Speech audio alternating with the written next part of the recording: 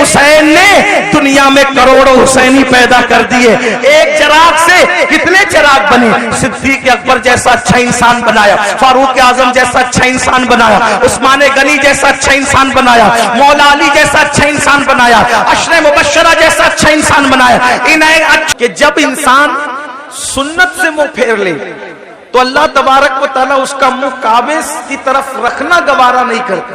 کعبے کی طرف منہ رکھنا گوارا نہیں کرتا, اللہ جنت میں اس کو کیسے ڈالے گا.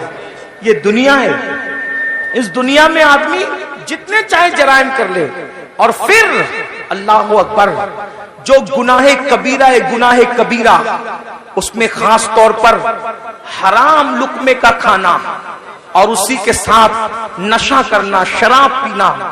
آج نشہ مسلم سوسائٹی کے اندر سوچی سمجھی سازش کے تحت پرموٹ کیا جا رہا ہے. کون لوگ پرموٹ کر رہے ہیں ہمیں نہیں پتا. انشاءاللہ ہمارے ملک کی جو ادارے ہیں, جاسوس ادارے, وہ اس کی تحقیق کریں گے کون ہے دشمن ملک اور ملت کا. یہ بات طے ہوگی بعد میں, لیکن خاص طور پر مسلم سماج میں نشے کو پرموٹ کیا جا رہا ہے. جو باپ ہیں, جو سرپرست ہیں, جو ذمہ دار ہیں, وہ دھیان سے سنیں کہ باضابطہ طور پر وہ بچے جو اچھے ذہین بچے ہیں, جو تعلیم کے لیے بہت زیادہ ہوشیار ہیں, ایسے بچوں کو ٹارگٹ کیا جاتا ہے اور ان کو پہلے فری میں ایم ڈی اور اس جیسی دوائیاں چٹائی جاتی ہے, ان سے پہلے دوستی کی جاتی ہے, پھر ان کو وہ چٹایا جاتا ہے. ایک دو بار جب انسان اس کو چاٹتا ہے اور پھر نیند گہری آتی ہے اور اس کے جو اثرات ہوتے ہیں, پھر انسان اب اس کو حاصل کرنے کی کوشش کرتا ہے, تو پھر مہنگے سے مہنگے دام میں اس کو بیچا جاتا ہے. تو پیسہ بھی برباد, زندگی بھی برباد. اے مسلمانوں, اپنے بچوں کو قیمتی سے قیمتی لباس دو, اپنے بچوں کو اچھے سے اچھا کھلاؤ, اپنے بچوں کے ہر شوق پورے کرو, لیکن اس پر عقاب کی طرح نظر رکھو کہ تمہارے بچے کس کی صحبت میں بیٹھتے ہیں, کس کے پاس بیٹھتے ہیں, کس کے ساتھ رہتے ہیں. یاد رکھنا, مسلمانوں کے ٹیلنٹ سے لوگوں کو بہت خوف ہے, اس لیے کہ یہ ملک ہی نہیں بلکہ دنیا کے تمام ممالک پر اگر سینکڑوں سال اگر کسی نے حکومت کی ہے تو وہ صرف لا الہ الا اللہ پڑھنے والی قوم ہے. مسلمانوں کو حکومت کرنے کا شعور آتا ہے, مسلمانوں کو سیاست کرنے کا شعور آتا ہے, مسلمانوں کو تجارت کرنے کا شعور آتا ہے. دنیا جانتی ہے جس دن مسلمان تجارت کی منڈی میں ڈٹ جائے گا, کسی ماں نے ایسا لال پیدا نہیں کیا جو وہ مسلمان کا مقابلہ کر سکے. جب ہم تاجر تھے ہمارے مقابلے میں کوئی تاجر نہیں تھا, جب ہم سیاست کر رہے تھے ہمارے مقابلے میں کوئی سیاستدان نہیں تھا, ہم علم کے میدان میں ڈٹے تھے ہمارے مقابلے میں کوئی نہیں تھا. دنیا کے سارے انسان بغداد میں اور مصر میں ہمارے دروازوں پر کاسے گدائی لے کر علم کی بھیک مانگا کرتے تھے. ہاں ہم ہی تھے جو لوگوں کو جاگیریں بھیک میں عطا کرتے تھے, ہم ہی تھے جو لوگوں کو مالا مال کرتے تھے. اے میری قوم کے جوانوں, لوگوں کو تمہارے ٹیلنٹ سے خطرہ ہے, ان کو پڑھنے مت دو, ان کو آگے بڑھنے مت دو, ان کو تجارت کرنے مت دو, ان کو جو ہے معاش اور معیشت کی طرف آگے بڑھنے مت دو, ان کو گانوں کا عادی بنا دو, ان کو گیم کا عادی بنا دو, ان کو نشے کا عادی بنا دو, ان کو شراب کا عادی بنا دو. ظالموں, اپنی ذمہ داریوں کو محسوس کرو.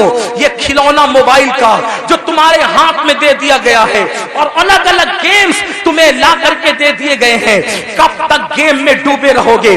گیم میں مبتلا کرنے والے تمہارے خیر خواہ نہیں ہیں, हैं, ये तुम्हारे मुस्तकबिल को तबाह कर देना चाहते हैं।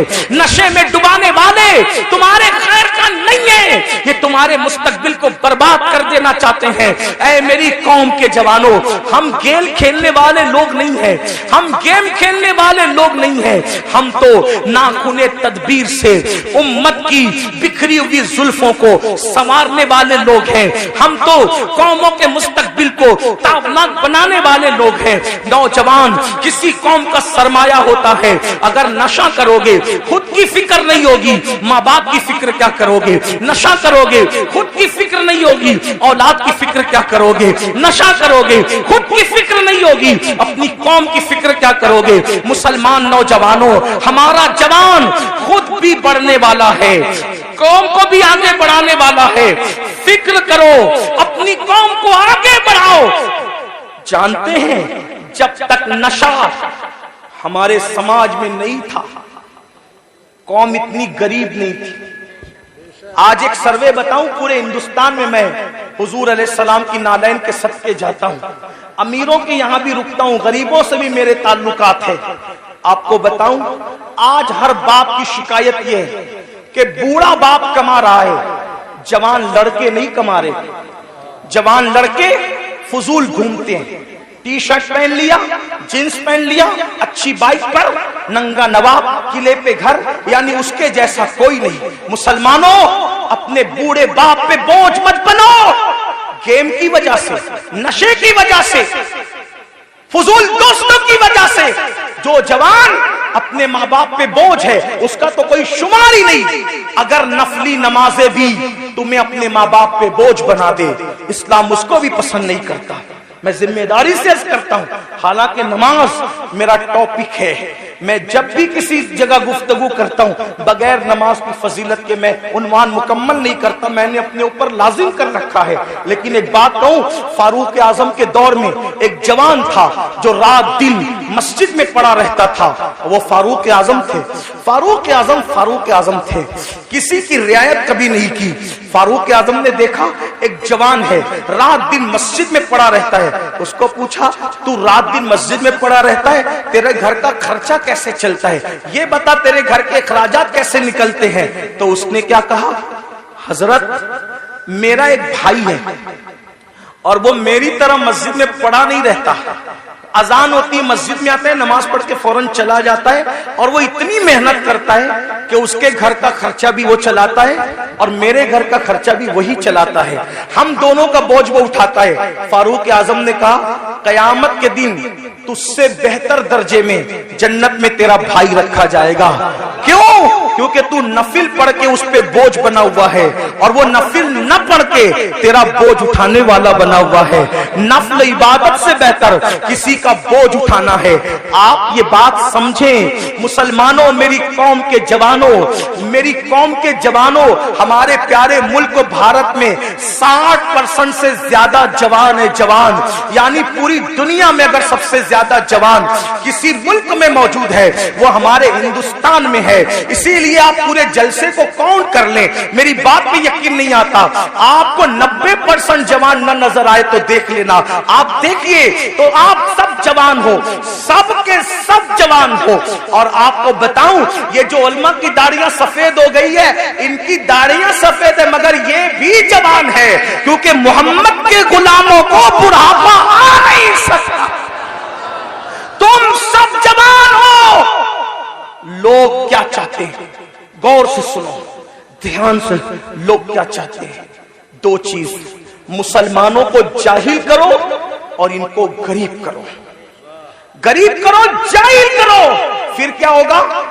गुर्बत कभी कभी इंसान को कुफ्र तक ले जाती है। जब ये गरीब हो जाएंगे, एक हाथ से रोटी देंगे और उसके बाद कहेंगे ईमान बेचो, ईमान खरीद लेंगे रोटी के टुकड़े पर। अब बिलाल जैसा इनमें थोड़ी मौजूद है जो पिट कर भी दीन पे कायम रहे। जो कौम गाने की दहलीज पर ईमान का सौदा कर सकती है, वो कौम क्या रोटी के टुकड़े पे ईमान का सौदा न करेगी? इसलिए मुसलमानों को गरीब बनाना चाहते हैं। और दूसरी चीज, जाहिल बना दो, अनपढ़ बना दो, इनको पढ़ने मत दो। आप देख लें, آج ہمارے بچے 10ویں سے آگے نہیں پڑھ پا رہے, 9ویں سے آگے نہیں پڑھ پا رہے ہیں, تھوڑی تھوڑی سی تعلیم حاصل کرتے ہیں اور فیس نہیں ہے اس لیے پیچھے ہٹ جاتے ہیں. کالج مہنگی ہے پیچھے ہٹ جاتے ہیں, تعلیم مہنگی پیچھے ہٹ جاتے ہیں. میں کہتا ہوں اپنے بچوں کو تعلیم ادھوری سے پیچھے ہٹانے والوں یہ کیوں کہہ کر شو روم سے واپس نہیں آتے کہ کپڑے مہنگے ہیں, تعلیم مہنگی ہے یہ کہہ کر اپنے بچوں کو ڈراپ آؤٹ کر لیتے ہو. آپ حضرات یہ کہہ کر بچوں کے قدموں کو پیچھے ہٹا لیتے ہو. میں کہتا ہوں 1000 بار شو روم سے واپس آنا پڑے کہ موبائل مہنگا ہے میں نے نہیں خریدنا, کپڑے مہنگے میں نے نہیں خریدنا, جوتے مہنگے میں نے نہیں خریدنا, لیکن تعلیم مہنگا کرنے والا کتنا بھی مہنگا کر دے, کتنا بھی مہنگا کر دے, کتنا بھی مہنگا کر دے, علم چھوڑوں گا نہیں. کیوں؟ کیونکہ میرے نبی نے فرمایا, آقا کا فرمان سنو, کیونکہ میرے نبی نے فرمایا علم اگر سریا پہ ہوگا تو میری امت کا بندہ وہاں سے بھی علم لے کر آئے گا.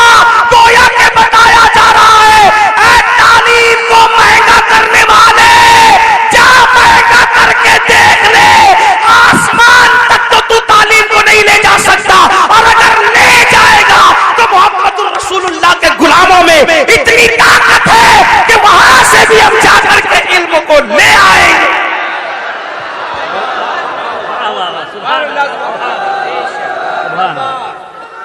رسول اللہ, مالدار بنو اور ایجوکیشن پہ محنت کرو. میں تو لوگوں کو یہ بھی کہہ رہا ہوں, لوگ مجھے گالی دیتے, مجھے لوگ جتنا گالی دیتے میرا وزن اتنا بڑھتا ہے, کیونکہ میں ان لوگوں کی پرواہ, مجھے یہ لگتا ہے کہ جنت مجھے اللہ سے لینا ہے, گالی دینے والوں سے نہیں. میں لوگوں کو یہ بھی کہتا ہوں بڑے گنبد اور بڑے مینار بنانے کی بجائے بڑے انسان بناؤ, کیونکہ کوئی گنبد اپنے جیسا گنبد نہیں بنا سکتا, کوئی مینار اپنے جیسا مینار نہیں بنا سکتا, لیکن اگر ایک اچھا انسان بنا دو گے تو ایک اچھا انسان اپنے جیسے سینکڑوں اچھے انسان بنا دے گا.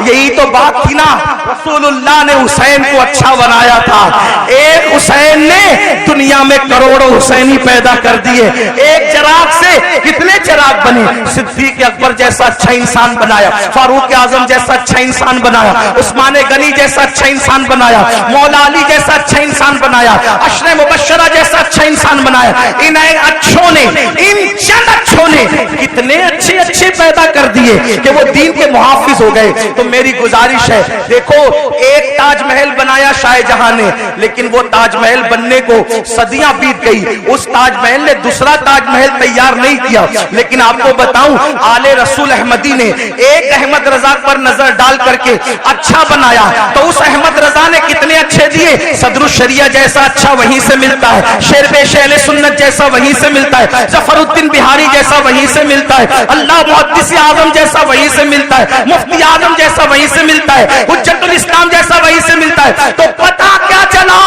اچھے انسان بنانے پہ توجہ دو, اس لیے کہ عمارتیں کھنڈر بن سکتی ہے, انسانوں کو کھنڈرات میں تبدیل نہیں کیا جا سکتا. اس لیے اپنے بچوں کو اچھا بناؤ.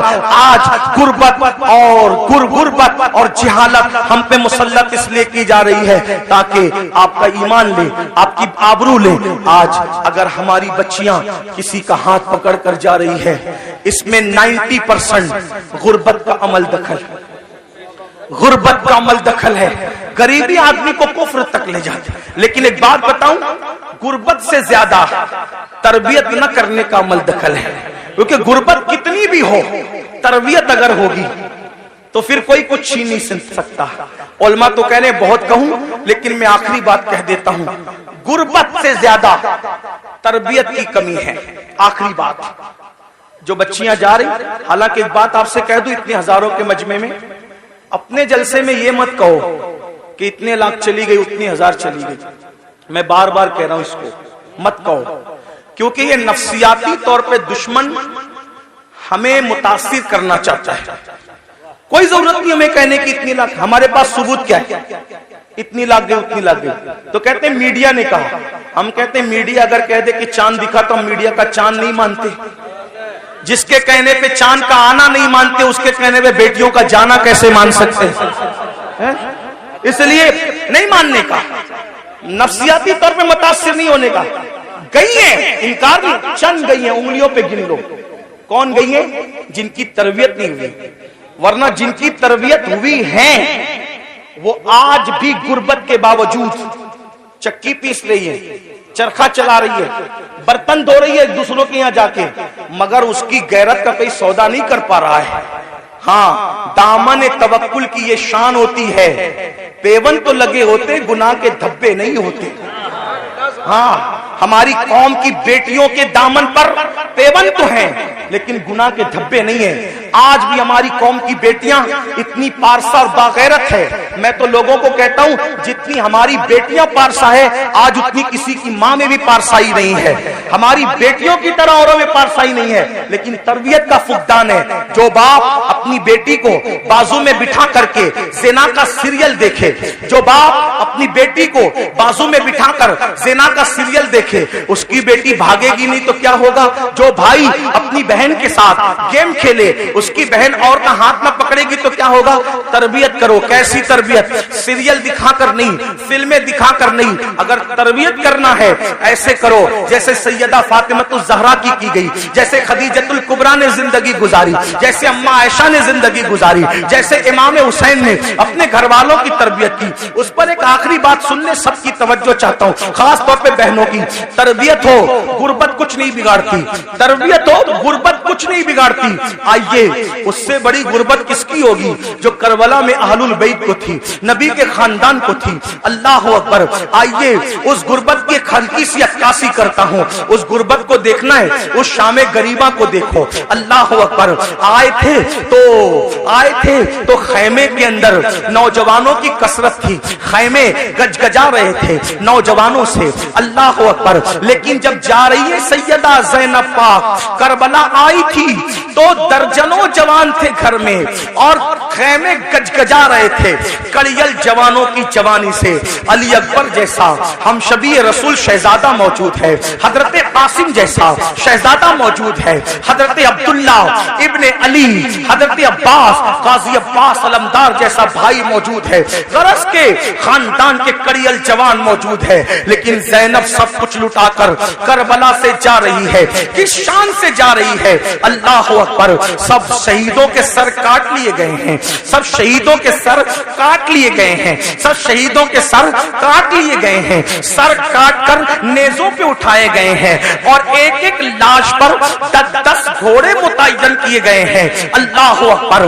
وہ سینہ جس کو رسول اللہ ہاتھ مل مل کے سونگا کرتے تھے، وہ سینہ جس کو اپنے سینے سے لگا کر کے حضور اپنی زبان چسایا کرتے تھے اور کبھی مولا حسین کی زبان چوستے تھے، آج اللہ اکبر اس سینے پر سے کپڑا ہٹا کر کے بلکہ اس سینے پر رکھے ہوئے کپڑے نکال کر کے امام علی مقام کے جسم اور شہیدوں کے جسم سے کپڑے بھی نکال لیے گئے اور کپڑے نکال کر کے ایک ایک لاش کو 10 گھوڑوں سے کچل دیا گیا. گھوڑوں سے لاشیں کچلی، لاشیں کٹ پٹ گئی. اللہ اکبر. ایسے عالم میں اللہ شہیدوں کی کٹی پٹی لاش سے جب 12 یا 13 محرم کو سیدہ زینب کبریٰ نکلتی ہے تو کس شان سے نکلتی ہے؟ مورخین لکھتے ہیں سیدانیوں کے ہاتھوں کو رسیوں سے باندھ دیا گیا تھا اور پیروں میں بیڑیاں ڈال دی گئی تھی. اللہ اکبر. امام اہل سنت کے چھوٹے بھائی استاد زمن کے بقول ان کی تحریر کی روشنی میں بیویوں کے زیورات تک چھین لیے گئے، کانوں کی بالیاں تک چھین لی گئی ہیں. جن کے گھر میں اجازت کے بغیر جبریل نہیں آتے تھے آج ان کے سروں کے دوپٹے بھی چھین لیے گئے ہیں.